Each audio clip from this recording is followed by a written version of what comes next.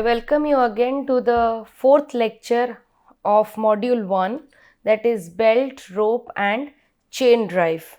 So the concepts that would be covered in this lecture would be, first we'll be covering the belt drive. So in belt drive we'll be going through selection of belt drive, types of belt drive, and then we'll be going deeper into flat belt drive. We'll be then understanding the concept of velocity ratio, slip of the belt, power transmitted by belt, and Euler's theorem. Now the first question that arises is why we study belt drive, rope drive or chain drive for mining machines. Now you can see here in the first lecture I have discussed about intermittent discharge type transport equipment. So here one of the perfect example that is being used for mining machines are the belt conveyors. Now when we talk about rope drive, you can see their applications mostly in intermittent type discharged excavating equipments, that is shovel. There are many other equipments also where you will be seeing ropes that are used for upliftment of the boom. Now also you can see wire ropes that are most prevalently used for shaft sinking. While we talk about chain drives, you see we have a perfect example of chain drive in armored face conveyor, which is being used in longwall mining for transportation of the coal that is collected after cutting by the shearer drums. Now coming to the introduction of belt drive. So why we study belt or ropes?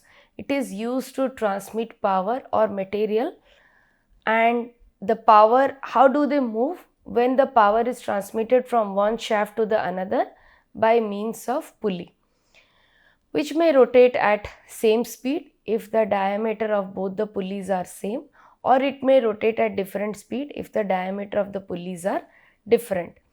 Now the amount of power that is transmitted depends on the following factors. We can list out them as the velocity of a belt, tension under which the belt is placed on the pulleys, arc of contact between the belt and the smaller pulley. Why smaller pulley? Here you can see there is a bigger pulley and the smaller pulley. So while the power transmission takes place, so there is a high chance that the slippage may happen at the smaller pulley. So it never happens at the bigger pulley, or the chances are less as the area of contact is higher.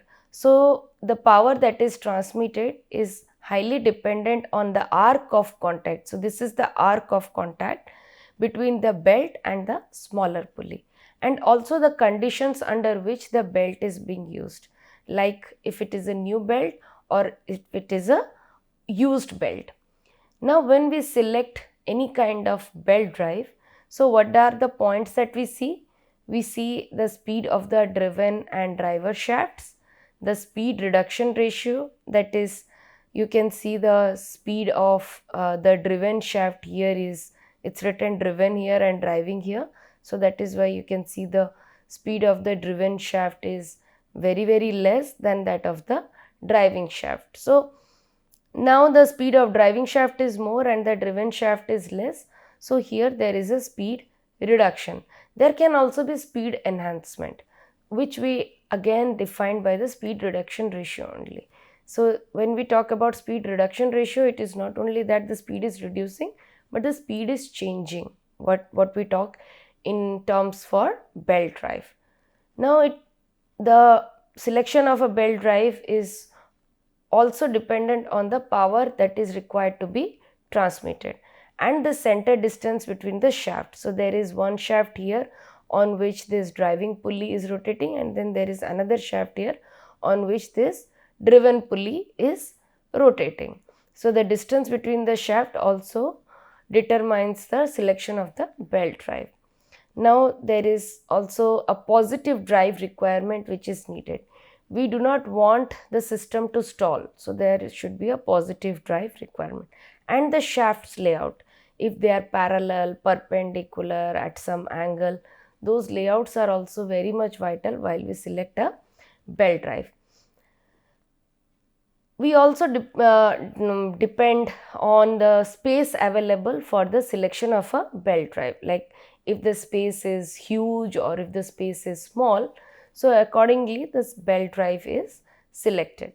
Again, we also talk about the service conditions. Service conditions in the sense, what would be the condition of the pulley or the belt or the shaft and other accessories that are associated with the transmission of the power. Now, when we categorize the different types of belt, we categorize it in terms of belt speed.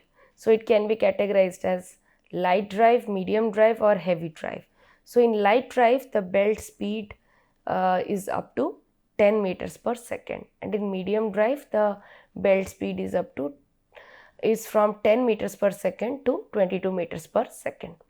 In heavy drive, the belt speed is above 22 meters per second.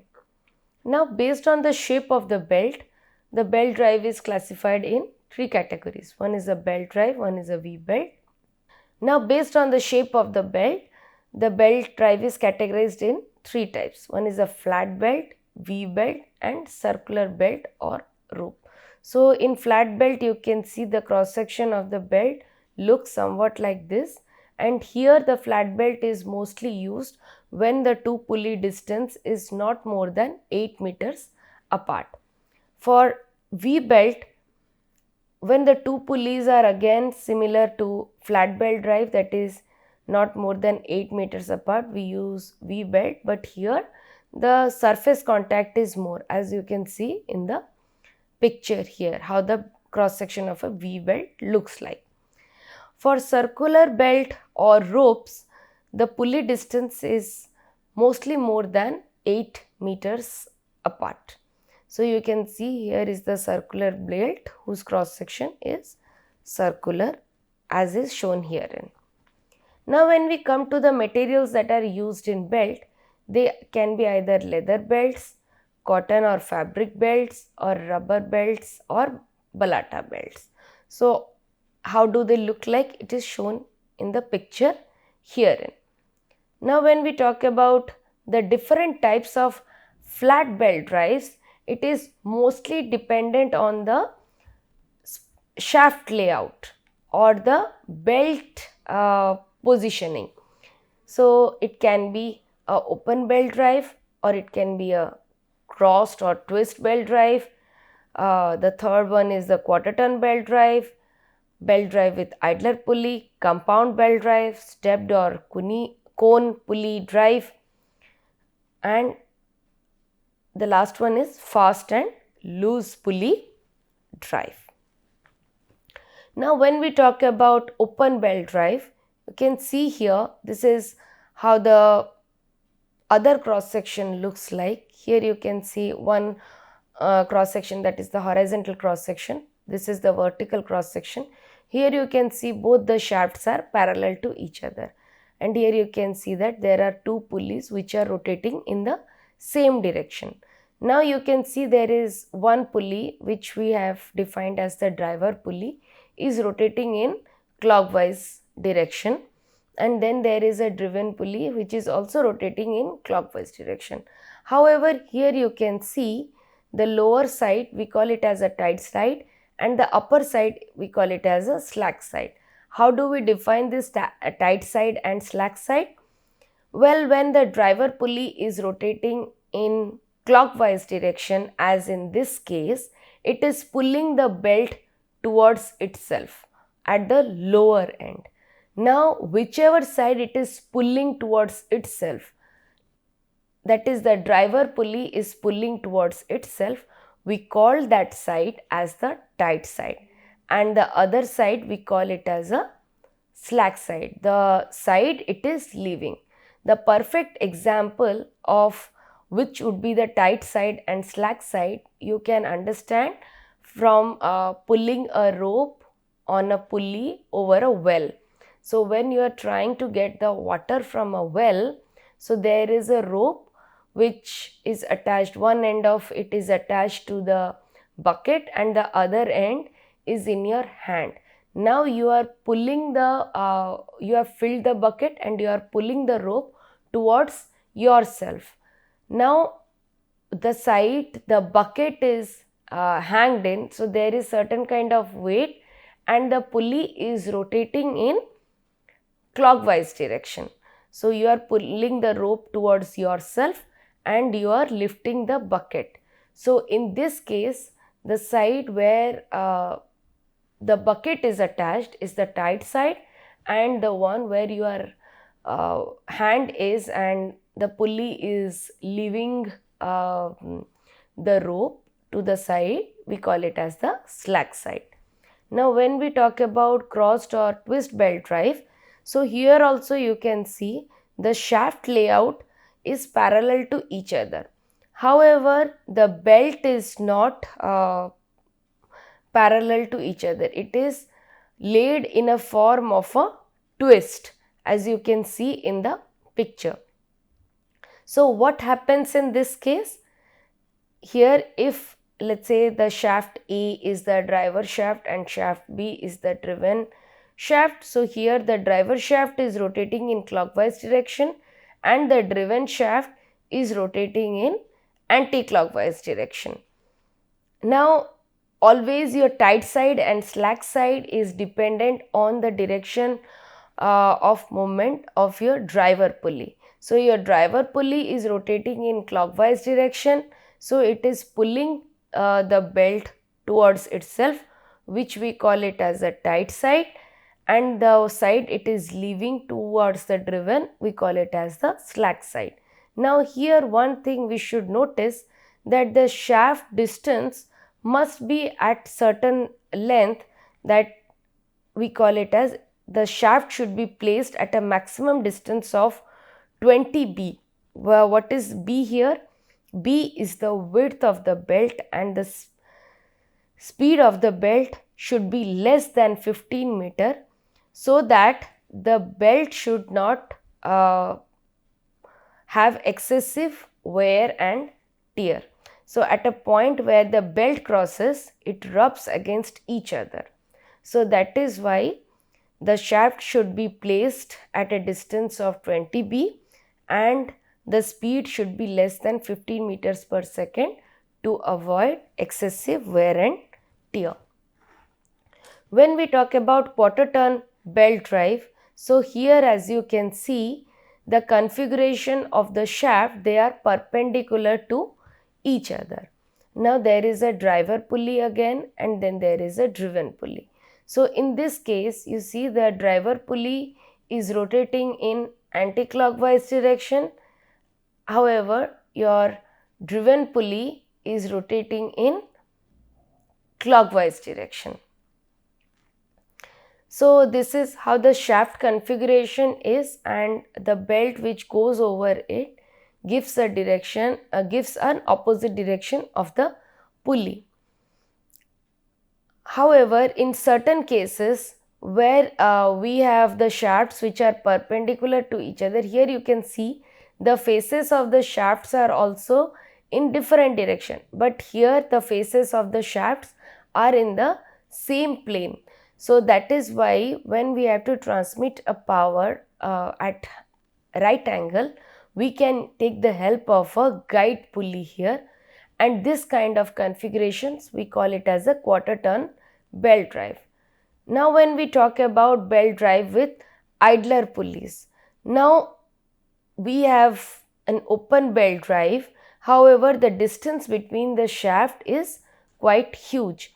So in this case, the amount of power transmitted may not be sufficient. So in order to increase the velocity ratio, so what is velocity ratio?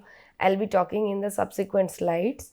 So to increase the tension in the slack side, so we use a idler pulley, so that the power that is getting transmitted is not lost and is appropriately transmitted from one side to the other. Similarly, when the power has to be transmitted to multiple driven shafts, you can see here in the picture there are multiple driven shafts, we take the help of idler pulley to get a positive drive requirement. Now coming to another kind of flat belt drive, that is the compound belt drive. So in this you can see the power is transmitted for shafts which are at a larger distance with intermediate shafts in between. Again, on intermediate shafts there are multiple pulley which are housed, which helps us in positive drive requirement. So you can see there is a driver pulley 1, there is a driven pulley 2, there is a driver pulley again 1 whose speeds are same, and then there is a driven pulley 4. So since the distance between your shaft 1 and shaft 4 is huge, so there is an intermediate shaft which on which we have the pulley number 2 and 3. So this kind of belt drive we called it as a compound belt drive. Now for stepped pulley drive, we have a main shaft which we call it as a driving shaft, and then we have another shaft which we call it as a driven shaft. However, if the speed of the driven shafts needs to be changed from time to time, then there are multiple pulleys housed over the driven shaft and the driver shaft in shape of a cone. So now if you see, there is a larger pulley on the driving shaft and there is a smaller pulley to which it is attached. So here the speed of the driver shaft will be less than the speed of the driven shaft. So as a result, the driven shaft will rotate at a higher speed than the driver shaft. So let's say we need the speed of the driven shaft to be less than the speed of the driver shaft. So the belt is transferred onto the largest shaft, that is on the driven shaft, and onto the smaller pulley on the driving shaft. One thing that we should clearly take a note here, that the length of the belt is constant. So that is how we take this into consideration while designing such stepped pulleys, where the center distance is same and the radius of the stepped pulleys has to be in a way that matches the length of the belt. Now the last kind is fast and loose pulley drive, where you have a main line shaft where you have a driving pulley, and then you have a machine shaft where you have a loose pulley and a fast pulley. Why is such configuration needed? Let's say you are doing some operation where it is required to start and stop the machine shaft multiple times. So just by not stopping the line shaft or the current shaft multiple times, we can halt the machine shaft just by transferring this belt from attaching it from driving pulley onto a loose pulley, where this loose pulley is not keyed onto this machine shaft. It is loosely connected onto the machine shaft. It is not at all keyed to it. However, this fast pulley is fixed onto this machine shaft, or we say it is keyed onto the machine shaft. So when this belt is moved onto the fast pulley, so then the machine shaft again starts rotating. So this shifting or the pushing of the belt is done by means of a belt fork. Now coming to the term velocity ratio of the belt drive. Now we have understood that there is a driver shaft and then there is a driven shaft. So this is a driver pulley and this is the driven pulley. So since the driver pulley in this picture is rotating in clockwise direction, so the lower side is the tight side and the upper side is the slack side. Now this driver pulley has certain diameter which we define it as D1, and the driven pulley has certain diameter which we define it as D2. Now the driver pulley is also has certain RPM which we have defined it as N1, and again it is giving certain RPM to the driven shaft, which we have defined it as N2. Now, how do we know that how much will be the reduction of the speed when we are using a driver shaft or a driver pulley of certain diameter and a driven pulley of certain diameter? So we have a relation from simple mathematical equations. So let us say the length of the belt that is passed over the driver pulley is equal to the length of the belt that is passed over the driven pulley. So in 1 minute, in a specific time duration, let us take 1 minute here. So what is the circumference of the driver pulley? That is pi d1, and if we multiply it with the RPM of the driver pulley, that is N1, we can tell that this is the length of the belt that has passed over the driver pulley in 1 minute. The same goes for the driven pulley as well. So where pi d1 N1 is equal to pi d2 N2. So this gives us a relation of N2 by N1 is equal to d1 by d2, which is the velocity ratio. Now when we consider the thickness of the belt, so now the velocity ratio has gone to N2 by N1 is equal to d1 plus t by d2 plus t. So how d1 plus t by d2 plus t? Now let us say this all over the circumference. So this complete belt is attached to. So now when we talk about the thickness of the belt, this is the thickness of the belt T, and when we calculate what is the length of the belt that has passed over the driver pulley, we take it at the center of the thickness of the belt, that is at the distance of T by 2. The same goes on the other side of this pulley, that is again this side also we will take the thickness as T, and the center where this forces acts is T by 2. So while we are concerned about the belt length of the belt that passes over the driver pulley in 1 minute, so here we add it the complete diameter of this pulley plus belt is taken as T by 2 this side plus T by 2 this side plus d1, which comes to d1 plus T pi. So this gives us an equation of pi d1 plus T N1, which is equal to pi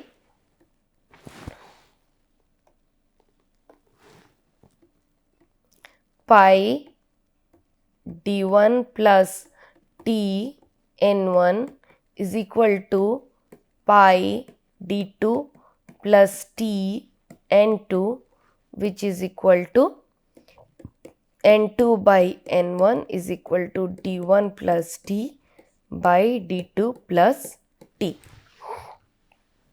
Now coming to the slip of the belt.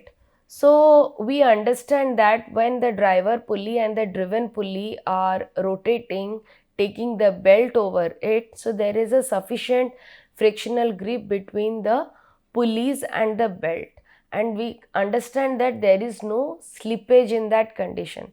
Let's say after a certain point of time, the frictional resistance decreases.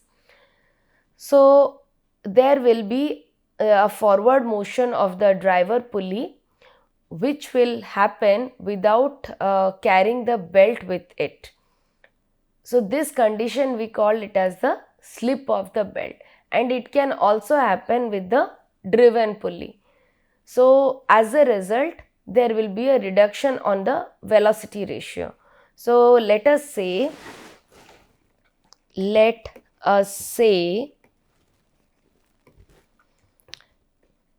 there is a slip on driver pulley. So the percentage of slippage is S. So our equation goes down to the length of the belt that passes over the pulley in a certain time duration is pi d1 n1 minus pi d1 n1 S by 100, that is the percentage of slippage that happens.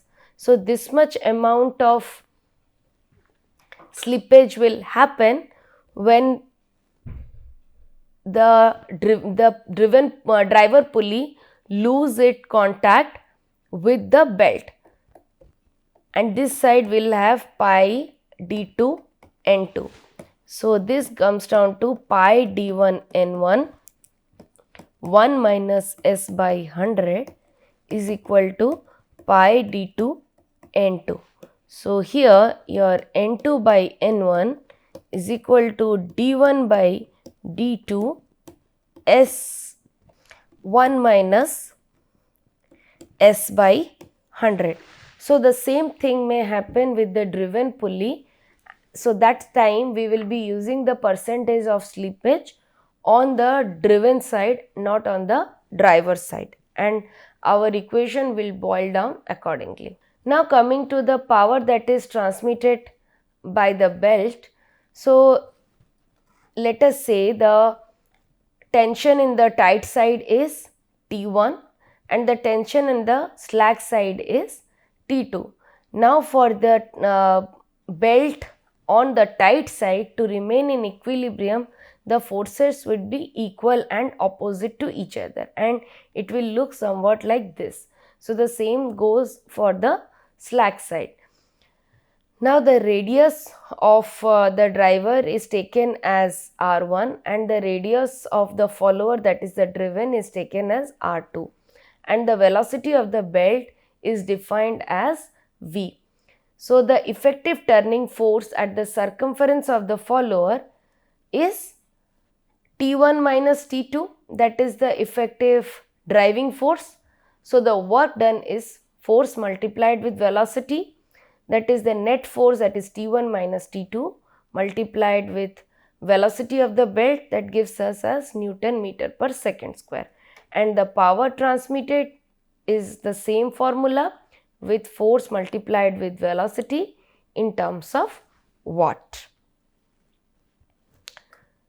Now coming to the ratio of the driving tension for the flat belt. So we understand that there is a tension in the belt on the tight side, and then there is a tension in the belt on the slack side. However, there is a new term, that is theta, that is the angle of contact in radian. We will be understanding that. So let me go here. So when we are talking about the arc of contact, we are concerned for the driven pulley, because that is the smaller pulley that we assume. Now let us say this is the belt that is moving over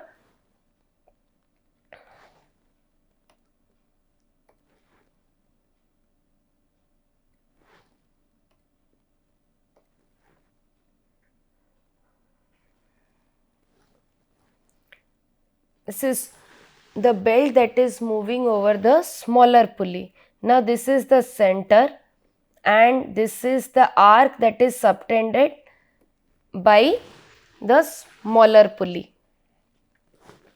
So now since this is the driven pulley, this is the driven pulley. So and it is rotating in clockwise direction. So there is a driver pulley which is on the other side. Here it is rotating. So the downside is the tight side, which we tell it as T1, and the upside is the slack side, that we call it as T2. Now let us define these points as A and B, which are perpendicular at the point of contact.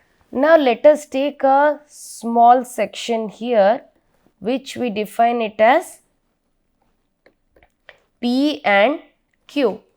So at this small section PQ, so there is a reaction force which we call it as Rn, which is between the pulley and the belt, and there is a frictional force which is tangential at this point of contact, which we call it as F, which is equal to mu Rn. Now at the point of contact of this belt with this pulley for this small section, we have two forces, and on the slack side, let us say we have tension T, and on the tight side we have the tension T plus delta T. Now the angle subtended by this small arc, we defined it as delta theta. So now let us say we enlarged it a bit. So this is the arc. Now at this point we have one force, and this point we have another force, and at this point we have Rn, we have a frictional force F, which is equal to mu Rn. This side we have T, this side we have T plus delta T, and the angle that we find here, so this line would be bisecting this angle, so this is delta theta by 2. Let us say the center is O, this point is, we have defined it as Q, and this point we have defined it as P. So these 2 points are perpendicular to each other, and this is also theta by 2. Now this angle is so small that we can consider it as a triangle as well, right? So we have a right angle triangle here. Now let us take a perpendicular here and see what are these angles, so that we can resolve this components T and T plus delta T in horizontal and vertical direction. Now when we talk about this angle, so in this triangle, this angle would be 90 degree minus delta theta by 2. Now this angle is common to this triangle and this triangle. So in this triangle, if this is 90 degree minus delta theta by 2, 90 degree minus delta theta by 2, so this is also equal to, this becomes equal to delta theta by 2. So this is equal to delta theta by 2. Now resolving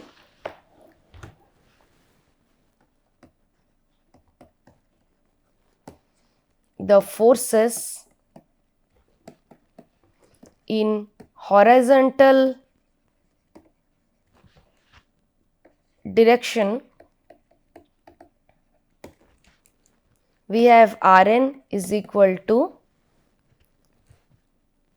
T sine delta theta by 2 plus T plus delta T sine delta theta by 2. Since delta theta by 2 is very small, so sine delta theta by 2 is equal to delta theta by 2. So this implies delta theta by 2 plus T delta theta by 2 plus delta T delta theta by 2. So since this is a very small component which is equal to 0, so our Rn is equal to T delta theta.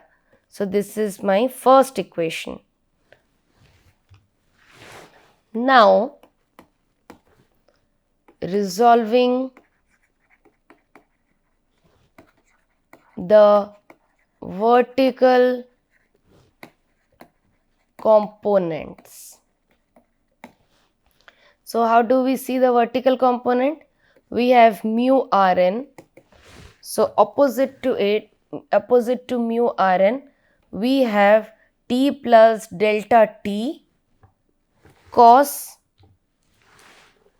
T plus delta T cos delta theta by 2 minus T cos delta theta by 2. So we have this side T, which is in the same direction as F. So this side it would have been plus. So if we take it this side, this is minus. Now since delta theta by 2 is small,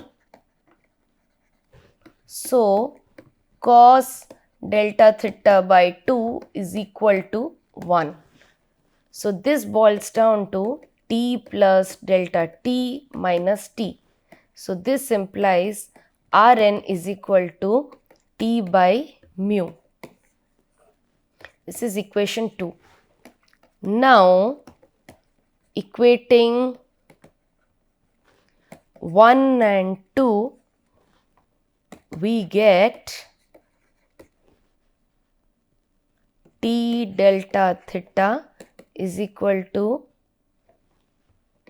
this is delta T by mu, which is equal to, we can rewrite it as delta T by T is equal to mu delta theta. Now integrating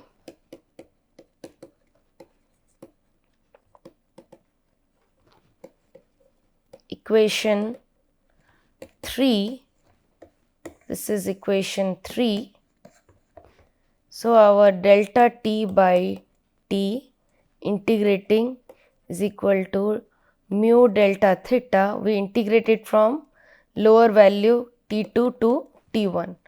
The tension of the belt can go from minimum T2 to maximum T1, and theta from 0 to theta, we get the equation as ln T1 by T2 is equal to mu theta. So this is our Euler's equation.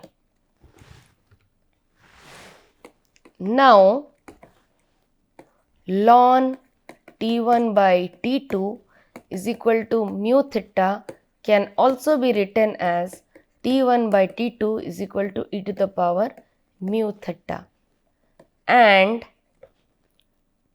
it can also be written as 2.3 log of T1 by T2 is equal to mu theta. So this is our final equation of Euler's theorem. So this part of the lecture you can refer from these books of Khurmi and Gupta, Walker and Ramlu.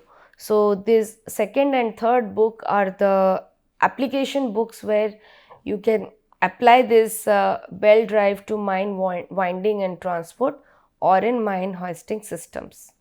Thank you so much.